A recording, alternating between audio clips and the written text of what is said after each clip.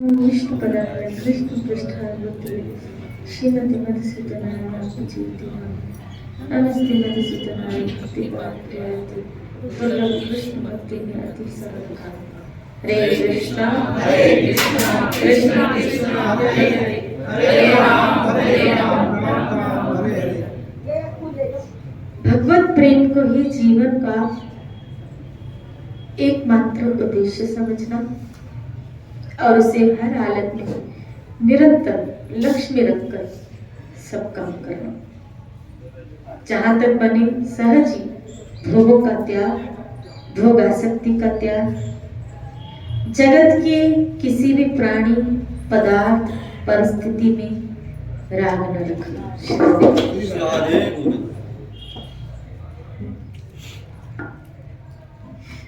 दिखने में तो ये सूत्र सुनने में भी आचरण में भी थोड़ा कठिन लग रहा है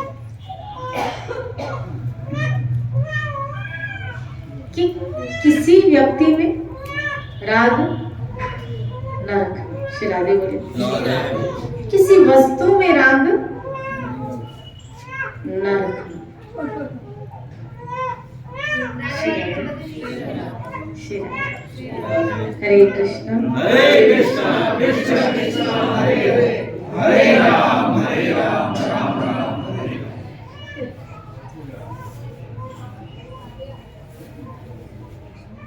तो क्या ये संभव है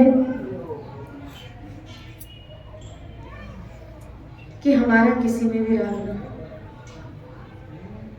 क्या ये संभव है क्या किसी वस्तु में हमारा राग न हो?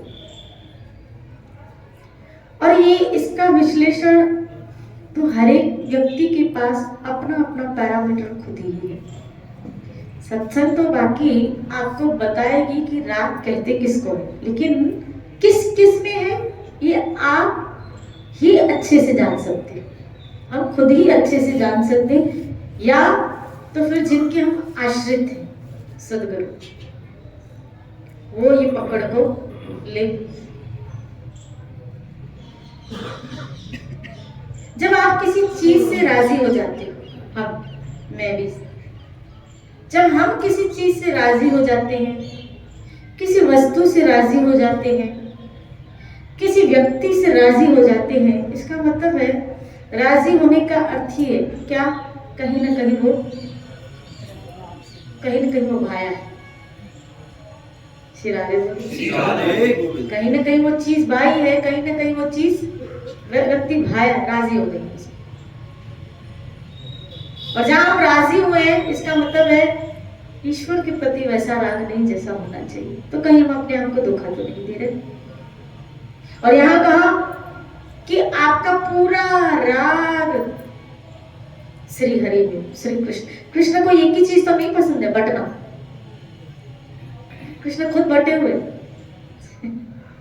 कृष्ण एक के नहीं हो सकते, कृष्ण एक के नहीं हो सकते। लेकिन कृष्ण को बटा हुआ पसंद नहीं है, बटा हुआ पसंद नहीं है। तो बनेगा तो सिर्फ मेरा बन के रहे।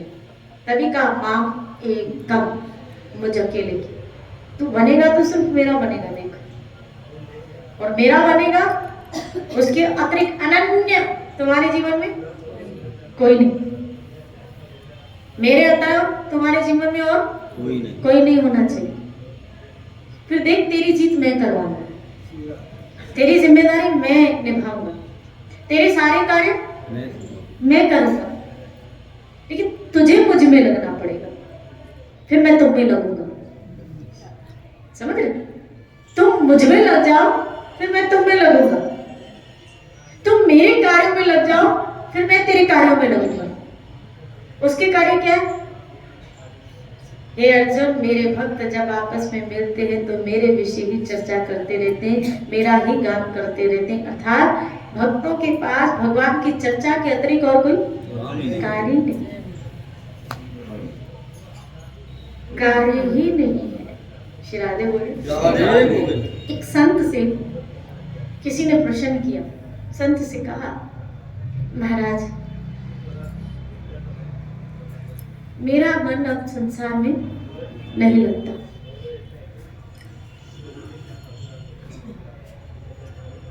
और मैं निरंतर भगवान के लिए रो रहा हूं।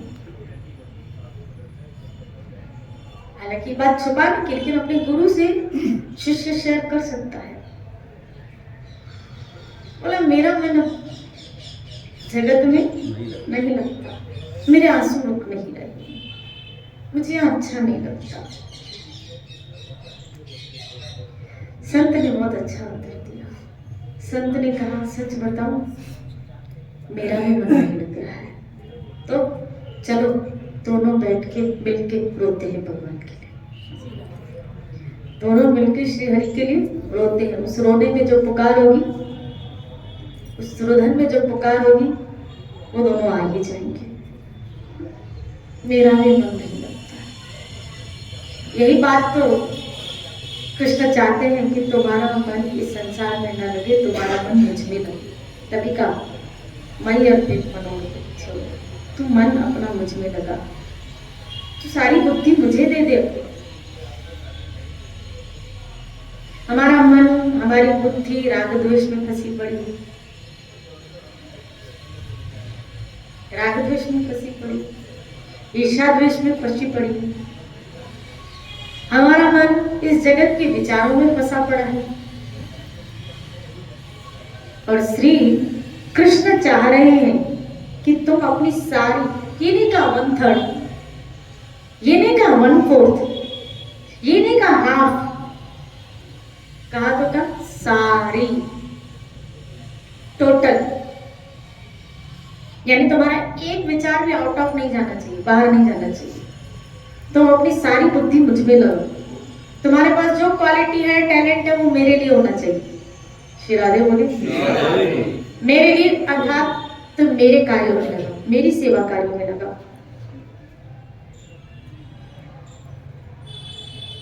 मुझ में लगाओ।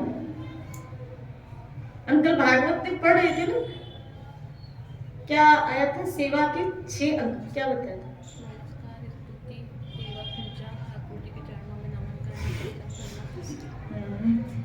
और भगवान की लीला कथा का श्रवण करना। श्री राधे बोले, 6 अंग बताए गए सेवा कार्य की, कि ईश्वर सेवा की, भागवत की चर्चा है। ईश्वर सेवा के 6 अंग हैं, जिसमें पहला ही आया नमस्कार करना। श्री राधे बोले, और ये बात तो गीता ने भी कह दी, क्या? मन मना भव मद भक्तो मदियाजी नमस्कुरु, मुझे नमस्कार। और भागवत ने भी ये कह दिया, क्या? भगवान नरसिंह कह रहे हैं। श्री राधे बोले, प्रहलाद महाराज और नरसिंह देव जी की चर्चा है, जिसमें सेवा के 6 अंग बताए गए। भगवत सेवा के 6 मुख्य अंग बताए गए, क्या? कि किस तरह आपको अपनी लाइफ भगवत कार्यों में बिजी रखनी है। पहला बोला नमस्कार कर ले। और आपको पता है कौन थी? रहीदास जी थी शायद, रहीम, संत रहीम थे। बहुत पहुंचे हुए संत थे, लेकिन इनका क्रम बताओ, राधा कुंड के निकट ये 1000 बार राधा कुंड को दंडवत करते, और जितने संत आते थे, जितने वैष्णव आते थे नाम जप करवाने, जितने, उनको प्रणाम करते थे, उनको नमन करते थे, जितने। और इनके दान की शैली में बड़ी विचित्र थी रहीम की, कि जब वो देते भी थे ना, तब उनकी नजरें बंद होती थी, सर झुका हुआ था। तो किसी ने पूछा कि आप सर झुका के और आंख बंद करके क्यों देते हो? बोला इसलिए कि दोबारा ये जब मुझे मिले तो मुझे इस बात का अहंकार नहीं कि मैंने इसको दिया। ये रहीम के शब्द। श्री राधे बोले, 1000 बार तो नमन खाली कुंड के निकट करते थे, और जितने संत वैष्णव आते थे उन सबको नमस्कार करते। और ये बात हमारे संतों ने, हमारे आचार्यों ने हमको सिखाई भी, कि जो वैष्णव मिले उसको क्या करो? प्रणाम करो। दीन बन, कल ही हम चर्चा कर रहे थे ना दीन पे, दीनता। दिन तो ठाकुर जी को बहुत प्रिय। याद रखना, एक स्त्री तभी अपने पति को भाती है जब वो अपने पति के अनुकूल होती है। जब वो अपने पति के अनुकूल होती है तो वो एक जगह बना लेती है अपने पति के हृदय में, और उस स्त्री के लिए कहा गया सती स्त्री। बस जिस तरह सती स्त्री अपने पति के अनुकूल होती है तो पति को भाती है, इसी तरह सद शिष्य सद भक्त, एक भक्त का भी ऐसे ही लक्षण होते हैं। क्या? जैसे एक स्त्री पति के अनुकूल होती है तो भाती है, ऐसे ही भक्त भगवान के अनुकूल होता है तो भाता है। ऐसे ही शिष्य अपने गुरु के अनुकूल होता है तो उसको भाता। औलाद अगर माँ बाप के अनुकूल है तो भाती है। श्री राधे बोलिए।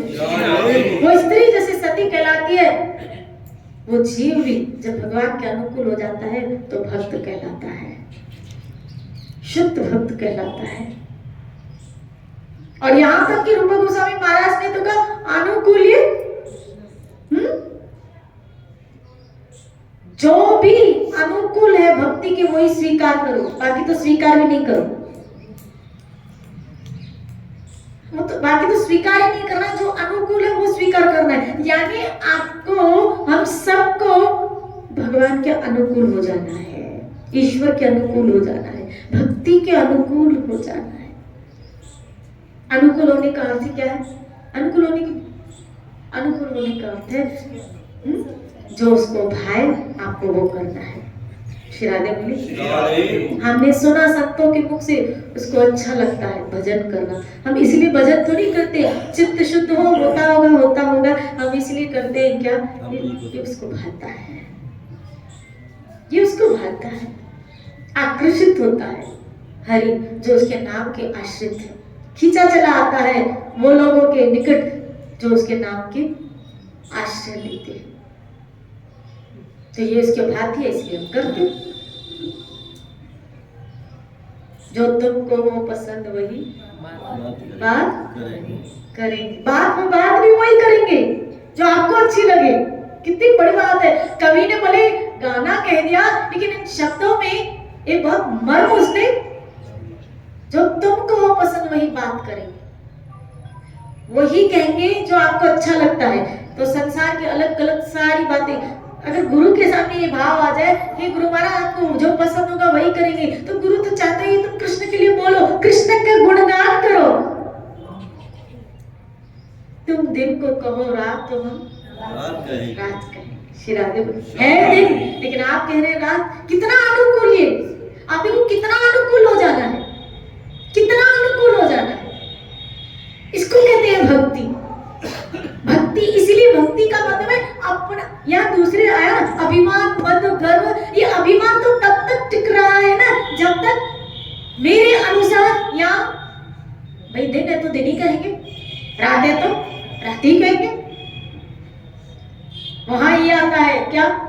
जो हमको पसंद वो तुम करोगे। श्री राधे बोले। हम अगर कहें दिन तो तुम दिन कहोगे। श्री राधे बोले। ये अभिमान। लेकिन भक्ति कहती है तुम अगर कहोगे ऐसा है तो हम मान लेंगे ऐसा है। इसका मतलब है उस व्यक्ति ने अपने आप को मिटा दिया, उसका आप गलित हो गया, उसका गर्व गलित हो गया, उसने अपने आप को, अपने अस्तित्व को मिटा दिया। भक्ति अपने अस्तित्व के मिटाने का नाम है, जहां व्यक्ति अपने को मिटा सके, खुद को मिटा सके, खुद के आप को मिटा सके। पहली चीज ये आपको, हम सबको अपने गुरु के आगे करनी होती है कि हम मिट चुके। तभी कबीर ने कहा जब गुरु था तो मैं नहीं था, अब मैं है तो गुरु ना। श्री राधे बोली। गुरु था तुमने, एक म्यान में दो तलवार रह से। अब हमारी नहीं चलेगी, अब हम अपने अनुसार नहीं जिएंगे, अब हम आपके अनुसार जिएंगे। भक्ति भी करनी है तो अपने मनगढ़ंत विचारों से नहीं करनी है। ये सोचो ये मेरा भाव है, अरे तुम्हें तुम्हारे भाव से नहीं, तुम्हें अपने गुरुजन आचार्यों के भाव से चलना है। श्री राधे बोली हो सकता है तुम सोच रहे हो भाव और तुम्हारी कल्पना हो,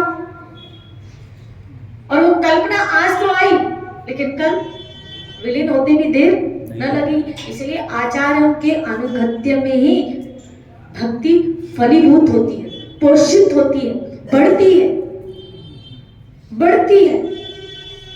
श्री राधे बोली जो आपको जो अच्छा लगे, हे हरि आप जो कहेंगे। मीरा को जब कहा ठाकुर ने कि मैं चाहता हूं तुम सत्संग करो, ठाकुर कह रहे आप जा रहे हैं, आपकी गुण। फिर आया एक भजन है, मीरा गली गली हरि गुण गाने लगी। श्री राधे बोली महलों की पली बन के जोगन चली, महलों में पली बन के जोगन चली, मीरा रानी दीवानी कहानी में ऐसी लागी लगानी, ऐसी लागी। श्री राधे बोले तभी तो कहा मन लागो मेरो यार फकीरे, मजा आ जाता है क्या उसके गुण गाने में, आनंद आ जाता है, फकीरी आ जाती, मस्ती आ जाती। फकीर का मतलब है, फकीर का मतलब है एक मस्ती, एक उसकी मस्ती में व्यक्ति मस्त रहता है, अपने आप अंदर पद बनते जाते हैं, शायरियां बनती जाती हैं, सूत्र बनते जाते हैं, और हरि के गुण। अब देखो ना सूरदास देख भी नहीं रहे फिर भी अंदर इतना आनंद है, इतना आनंद है, वो आनंद के रूप में भजन बाहर प्रकट हो रहे, सूत्र निकल रहे, सूत्र निकल रहे। श्री राधे बोले यूं भागवत खड़ा हो जाता है, पुराण खड़े हो जाते हैं, और जो वो बोलता है भले उसने पढ़ा नहीं है, भले उसने पढ़ा नहीं है, लेकिन पुराणों से शास्त्रों से वो बात पाई जाती है, जब अंदर खजाना आ जाता है। श्री राधे बोली और जब खजाना बहुत आ जाता है ना तो व्यक्ति लुटाता है। इसीलिए संत सत्संग के रूप में अपने अंदर छुपे आनंद के खजाने को क्या करते, लुटाते हैं। लो तुम भी इस खजाने में इस आनंद को लूटो, इस आनंद में तुम भी बहो। श्री राधे बोली क्या तो बात बनी क्या, तुम भी रो और मैं भी रो, दोनों चलो प्रिया प्रीतम के लिए रोते हैं, चलो दोनों रोते हैं, दोनों किसी को नजर नहीं आए, वो दरिया में डूब जाए ये आंसुओं में डूब जाए। संसार दरिया में ही डूबता है, उसका काम डुबाने का ही। संसार कहाँ डूबता है, दरिया में, और भक्त इन आंसुओं में डूबता है। नैनम गलगदुष्टार्या वदनम गदगद रुधिया। कब वो दिन आएगा जब अभिमान गलित होगा, अभिमान गलित होगा, किसी चीज का, किसी वस्तु का, किसी व्यक्ति का अहम की सत्ता न लेते हुए चले। राग भक्ति में, ईश्वर भक्ति में, परमार्थ के मार्ग में अहंकारी व्यक्ति टिक नहीं सकता। अच्छा, जब भक्त में अहंकार आता है, जब असुर में अहंकार आता है तो भगवान उस असुर का क्या कराते, विनाश। समझना, जब असुर में आया, हिरण्याकश्यप में आया, दुर्योधन में आया, तो उस असुर का क्या किया। लेकिन जब भक्त में अहंकार आता है ना तो भक्त का विनाश नहीं करते, भक्त के अहंकार का विनाश करते। वो छोड़ते नहीं भक्त को। एक बार कोई उनकी शरण में आ जाए और ये अहंकार का कीड़ा अगर उसके भक्त को कहीं लग जाए, दम्भ का कीड़ा अगर कहीं उसके भक्त को लग जाए, तो मेरे ठाकुर का अपनापन, वात्सल्य अपने भक्त के ऊपर कैसे टपकता है। क्या गोपियों को अहंकार आया, छोड़ा नहीं, अहंकार को निकालने के लिए एक लीला करी, खाली अहंकार छोड़े। श्री राधे बोले एक उसका भक्त के प्रति अपना वात्सल्य तो देखो, अपनापन तो देखो, कि भक्त शरणागत जब हो रहा है कोई जीव और उनकी भक्ति को स्वीकार कर रहा है, तो कैसे मेरा ठाकुर उसकी सफाई कर रहे हैं। नारद को अहंकार आया, छोड़ा नहीं नारद को, छोड़ा नहीं। आप देखो नारद को छोड़ा नहीं है, लेकिन उसके अहंकार को दूर करने के लिए खुद स्त्री बने। उसके अहंकार को तोड़ने के लिए खुद स्त्री बने। श्री राधे बोले और खुद स्त्री बने तो बने, लेकिन ऐसी लीला करी है ठाकुर ने कि आगे चल के नारद का वो अहंकार भी गलित हो गया। श्री राधे बोले गलित हो गया। ये है उसका अपने भक्त के प्रति एक अपनापन। इसका मतलब है, मुझे ऐसा लगता है ठाकुर अपने भक्त को बहुत अपना मानते हैं। मेरे एक पड़ोसी का बच्चा और एक अपना बच्चा है, तो जब दोनों खेल रहे होते हैं ना, और जब गंदा होता है ना, तो आप पड़ोसी के बच्चे को नहीं, अपने बच्चे को अंदर करो, इधर आ, तुझे क्या करो, सफाई करो, साफ करो। क्या गंदा कर दिया अपने आप को, तो पहले किसको साफ करोगे? अपने बच्चे के ऊपर आपका ध्यान जाएगा, उसको अंदर करोगे। बस इसी तरह ये विकार, अगर कोई गलती, अगर अहम उसके भक्त के अंदर आ जाता है ना, तो संसारी व्यक्ति में भी आता है, भक्त के में भी कभी आ जाए, तो भगवान पहले अपने भक्त के इधर तेरी सफाई करो, धुलाई करो तेरी। श्री राधे बोले और इस कीड़े को निकालू, क्योंकि ये चीज तुझे मेरे पास आने नहीं देगी, मुझसे दूर कर देगी, और मैं नहीं चाहता तुम मुझसे दूर हो। भगवान अपने भक्त को अपने साथ रखना चाहते हैं, इसीलिए तो जब नीचे अवतरित होते हैं तो पार्षद भक्त अपने साथ लेके आते हैं। आप देखो, आप कभी अकेले आए? महाप्रभु चैतन्य आए, क्या लेके आए? भक्तों का समूह लेके आए। ठाकुर जब आया, देवी देवताओं सबको बोला जाओ नीचे में आने वाला। प्रभु श्री राम आए, बोला मैं नीचे आने वाला हूँ, जाओ पहले तुम लोग। वो अकेले नहीं आते, उनको मजा ही अपने भक्तों के साथ आता है, उनको अकेले मजा नहीं आता है। तभी तो कहा नाम स्वामी बैठे, नाम योगी ना, जहां मेरे भक्त है मैं वहीं रहता हूँ। उसको अकेले मजा ही नहीं आता, आनंद ही नहीं आता।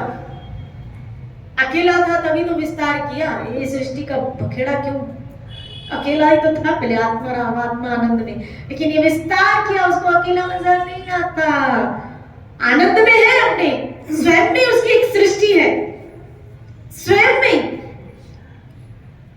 लेकिन जब भक्त मिलके उसके गुणगान करते हैं, उसकी महिमा गान करते हैं, उसको रिझाते हैं, या अगर यहाँ की भाषा में साधारण कहूँ तो उसको पैम्परिंग जब करते हैं, उसकी सेवा कार्यों के द्वारा उसकी देखरेख करते हैं, ये चीज ठाकुर को पिघला देती है।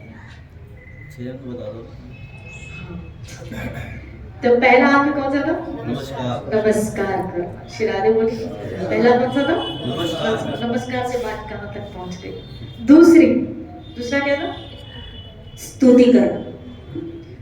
नित्य प्रति ये बताया कि रोज हमको करनी चाहिए, रोज हमको नमस्कार। दूसरा बताया स्तुति, रोज स्तुति करो।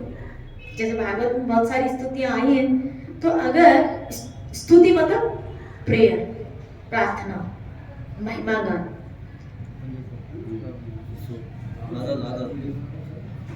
ये स्तुति है। श्री राधे बोले तो ये आचार्यों के द्वारा गाई हुई स्तुतियां। और अगर ना आए मान लो, तो अपने भीतर से रोज कुछ न कुछ ईश्वर के लिए, अपने लिए, शरणागति के लिए कुछ न कुछ प्रार्थना कर दिया। हे हरि, मैं आपकी, हे नाथ मुझे पकड़िए। इस तरह जैसे गजेंद्र ने क्या किया? स्तुति की है। उस अनंत परमात्मा की महिमा का गान करना, स्तुति करना, उसकी महिमा का गान करना। और कुछ नहीं आता तो जो कुछ आपको दिया है उसी का ही, उसका शुक्र मनते हुए उसकी स्तुति। वाह प्रभु, आप मुझे रोज सत्संग में बुला रहे, मुझे आपने बुलाया, ये कर्म नहीं तो क्या है? मेरा मर्तबा बढ़ाया, ये कर्म नहीं तो क्या है? श्री राधे बोली मैं गमों की धूप में, जब मैं अकेला था और मैं गिर रहा था इस गमों की धूप में, असहाय था, मैं गिरा तो खुद उठाया, ये कर्म नहीं तो क्या है? लोगों ने तो मुझे छोड़ दिया था, लेकिन आपने मुझे उठा दी। श्री राधे बोले इस प्रकार भगवान की स्तुति करते हुए चलना। तो पहला क्या? नमस्कार। दूसरा क्या? स्तुति करना। रोज सुबह शाम आप ठाकुर जी की क्या करें? स्तुति करें, महिमा करते रहे। तीसरा, अपने कर्मों को भगवान के अर्पण करना। सुबह से लेकर रात तक जो कर रहे हो, ये तो हमने यहाँ भी पढ़ा, पहला ही सूत्र में आया था, क्या? भगवान के प्रेम को लक्ष्य में रखकर सब काम करना, सब कार्य करना, सब कर्म करना। श्री राधे बोले। गीता में भी कृष्ण ने कहा है, तुम जो कुछ कर रहे हो मुझे अर्पण करो। तो सुबह उठे, सुबह उठते ही पहला काम ये करें कि प्रभु आज दिन में जो भी हो, मेरे हाथों से जो भी हो, वो कराने वाले आप ही है गोविंद। लेकिन इन हाथों से अच्छाइयां, परोपकार हो, धर्म हो, भजन हो, सत्यता हो, और जो भी कुछ कहो, एंड में जब रात को सोने से पहले ये कहा कि सोया करो, हे हरि ये सब आपके अर्पण। अगर जिंदा रहे शाम तक, रात तक सोने से पहले, तो सारे कर्म दिनचर्या के किसको अर्पण कर दो? श्री कृष्ण। ये गोविंद, आपको पता नहीं सुबह उठे या ना उठे, तो रात को जो भी पूरे दिन में किया वो अर्पण करके सो जाओ। फिर सुबह आंख खुले, फिर वही क्रिया करो। उठने ही पहले जो कराएंगे प्रभु आप ही, आप ही कराएंगे। इसके शरीर तो एक माध्यम है, इससे कराने वाले तो मेरे नाथ आप ही। श्री राधे बोले। इस तरह आप अपनी प्रत्येक क्रिया, प्रत्येक कर्म श्री हरि को अर्पण करें, गोविंद के चरणों में अर्पण करें। तो तीसरा सूत्र, अपने सब कर्म अर्पण करना। चौथा, सेवा पूजा करना नित्य प्रति। श्री राधे बोले। आप सब वैष्णव हैं, और वैष्णव है तो वैष्णव के घर में, प्रत्येक घर में ठाकुर जी का अर्च विग्रह जरूर होता है। अर्च विग्रह नहीं तो कम से कम तस्वीर होती है, एक है ना, फ्रेम में वो लगाते हैं, तस्वीर होती है, सेवा चित्रपट। श्री राधे बोले। जो भी आपके घर में है, अर्च विग्रह है, तो पूजा, सेवा पूजा नित्य प्रति ठाकुर जी को नहलाना, उनको भोग आदि अर्पण करना, उनको फूल तुलसी पत्र आदि अर्पण करना। आपके जितने घर के मेंबर हैं, हो सके तो उनको भी ये आदत डालवाओ, क्या कि कम से कम वो घर से निकले तो ज्यादा नहीं तो भगवान को प्रणाम करते हुए निकले, ईश्वर को प्रणाम करते हुए निकले, डोब देते हुए निकले। ये तो नियम बना दो पहले कि क्या, घर से जब भी घर से निकलो पहला काम करो, भगवान को प्रणाम करते हुए निकलो कि प्रभु पता नहीं वापस आएंगे या नहीं। और जब आओ, जैसे आओ तो पहला काम सीधा मंदिर में घुसो और प्रणाम करो, प्रभु आपकी कृपा से आ गए। श्री राधे बोले। जाओ तो उनसे कह के जाओ, आओ तो पहले उनको बताओ कि आ गए प्रभु, आप ही की कुटिया में आपने जो दिया वो आप ही के कार्य किया। श्री राधे बोले। तो इस तरह अपनी दिनचर्या भगवान की सेवा पूजा में जरूर बिताएं, जरूर बिताएं। ठाकुर जी को शयन कराना समय पे, ठाकुर जी को भोग लगाना समय पे, ठाकुर जी को रात को शयन में कुछ पद आदि सुनाना, ये सब आपके क्रम में होना चाहिए। यानी आपकी दिनचर्या ऐसी हो सुबह से लेकर रात तक कि कहीं ना कहीं ठाकुर बीच में आई। सेवा का अर्थ है, क्यों हम अर्च विग्रह रखते हैं, इसका कारण क्या होता है? कारण ये होता है कि हम जब घर के कार्यों में प्रवेश करते हैं ना, तो हम ईश्वर की स्मृति भूल जाते हैं, हम भगवान को भूल जाते हैं। तो अर्च विग्रह इसलिए रखा जाता है कि कम से कम तुम इन कार्यों में जब घुसो तो भगवान को भूलो नहीं, कि तुम पकाओ तो तुम्हें याद आए पहले भगवान को खिलाना। तुम किचन में घुस रहे हो लेकिन याद रहे कि पहले वो ठाकुर जी को लगेगा। श्री राधे बोली। तुम समाज कर रहे हो, तुम जो भी आदि क्रियाएं कर रहे हो, बार और मंदिर ऐसी जगह रखना चाहिए, भगवान का जो स्वरूप है ऐसी जगह विराजमान आपके घर में मंदिर हो कि आते जाते आपके ठाकुर जी के ऊपर नजर पड़ती है। श्री राधे बोली। ऐसे नहीं कि भाई आप रहते कहीं है और मंदिर कहीं है, ऐसा नहीं, आते जाते आपकी नजर उसमें होती रहे, दर्शन होते रहे, निकले आए चले फिरे तो उसके दर्शन होते रहे। श्री राधे बोली। तो चौथी बात क्या? सेवा पूजा करना, फिर भगवान के चरणों का चिंतन करना, ये बढ़िया बात। श्री राधे बोले। क्योंकि अगर मुझे इसके विषय बोलना पड़े और इसके विषय करना पड़े ना चरणों के, तो या धारा ही कुछ अलग बह जाती, क्योंकि मुझे लगता है सारा माल इन चरणों में छुपा है, सारा माल इन चरणों में छुपा है। उस दिन बता रही थी ना, इसीलिए तो भगवान ने अपना एक अंगूठा चूस लिया कि आखिर मेरे चरणों में ऐसी कौन सा माल है जो भक्त इसका पान करते रहते हैं। इसलिए खुद ठाकुर ने भी बाल स्वरूप में अपना चरण का एक अंगूठा चूसा है। श्री राधे बोले। सारा माल चरणों में। देखिए वो अमरीश महाराज ने मैं सुनता था तो बता रहे कि जो तिरसी सटा है ठाकुर जी की, और तिरसी सटा में जो ठाकुर जी के चरण ऊपर किए हुए थे वो उसका रहस्य है। श्री राधे बोले। इसीलिए उनका चरण कमल, उसका चिंतन करना। चिंतन कैसे कि ये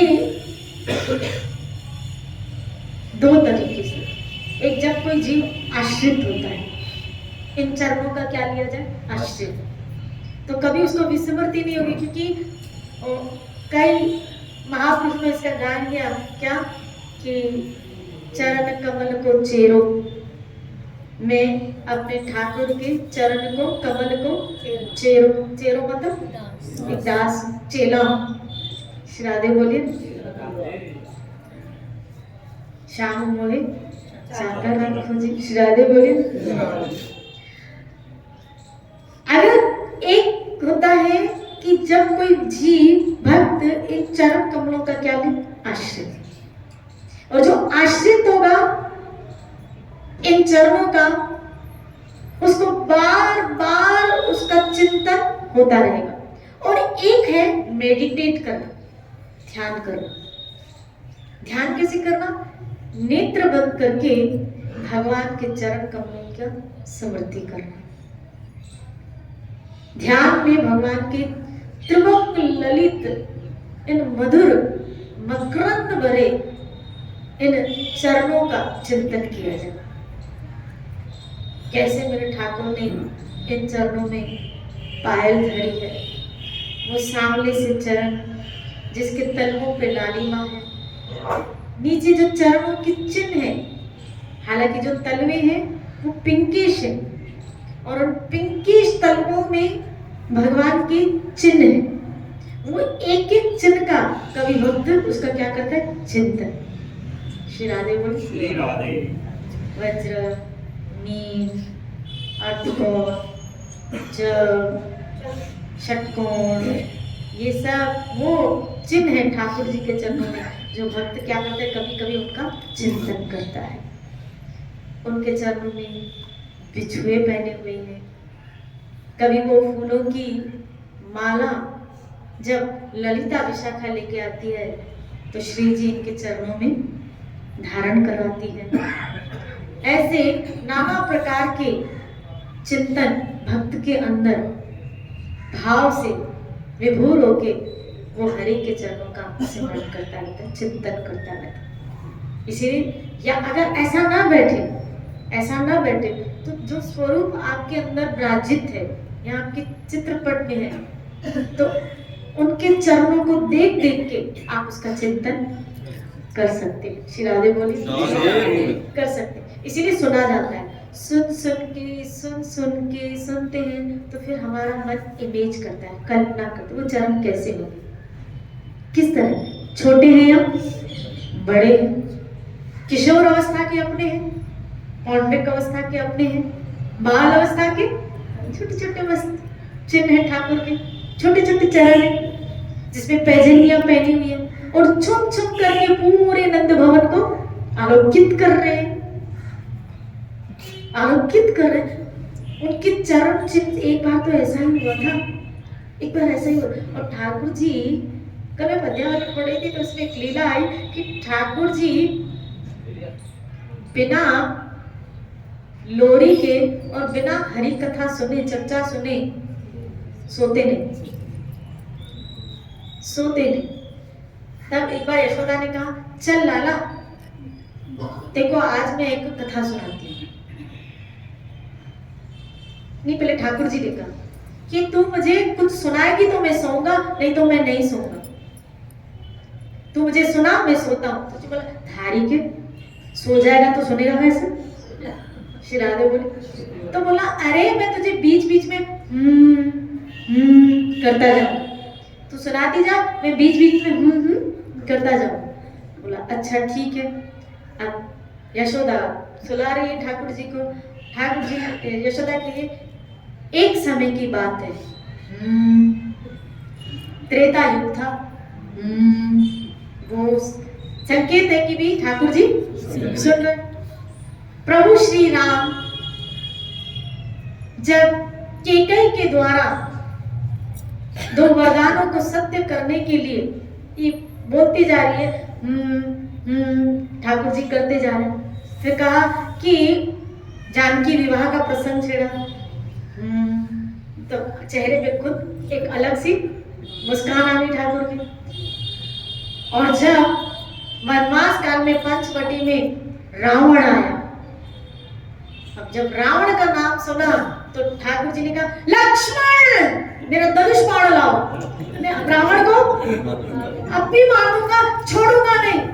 अब यशोदा देख रही है, लक्ष्मण कहाँ से आया? श्री राधे बोली, बोला क्या है, तू अपने आप को राम समझ रहा है? तो भगवान को ऐसे आवेश आता। श्री राधे ऐसे कई लीलाओं में हमको आवेश आता था। और वो यशोदा उसको ऐसे चपत लगा के सुलाती थी, चुप कर अभी, बड़ा आया राम बने, चुप। श्री राधे बोली, और ठाकुर जी फिर हक करके गले लगा के यशोदा को फिर सो जाते थे। श्री राधे बोली, मधुर लीलाएं ठाकुर जी। और वही बता रही हूँ कि वो चरण जब नंद भवन में छोटे छोटे जब चलते थे, छोटे छोटे वो चरणों के जब छुप छुप करके चलते थे, और उन चरणों के जब निशान पड़ते, और वो जब यशोदा और नंद जी जब देखते थे, तब उनको भी कभी कभी एहसास होता है, कह देते ये कोई साधारण जीव नहीं है, ये तो विष्णु के चिन्ह लग रहे हैं। तब कभी कभी यशोदा बोलती भी थी नंद जी को, तो नंद जी कहते थे बात तो सही है, गर्ग जी ने ऐसा कुछ कहा भी था। और फिर भगवान अपनी माया उड़ेल देते ताकि वात्सल्य रस का वो आदान प्रदान कर सके। श्री राधे बोले, कितना आनंद, कितना आनंद, कितना आनंद ठाकुर जी की इन बाल लीलाओं में भी है। श्री राधे बोले, लूटा है ठाकुर जी ने अपने भक्तों के साथ, वो आनंद ही लूटते।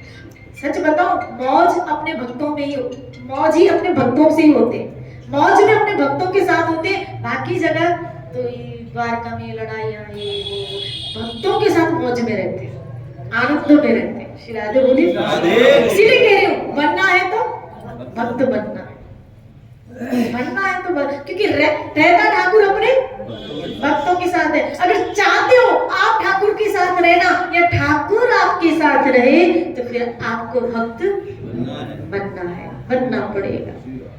तो चरण कमलों का चिंतन, और छठा आया भगवान की लीला कथाओं का श्रवण, नहीं जो आप याद कर रहे हैं। श्री राधे बोली, ये रोज आपकी दिनचर्या में होना चाहिए। आज मैंने ज्यादा समय आप लोगों का ले लिया, मुझे माफ कर दीजिए। हालांकि मुझे गुप्ता अंकल ने कहा था आज 10 मिनट पहले पूरा होगा, 10 मिनट बाद में हुआ। श्री राधे।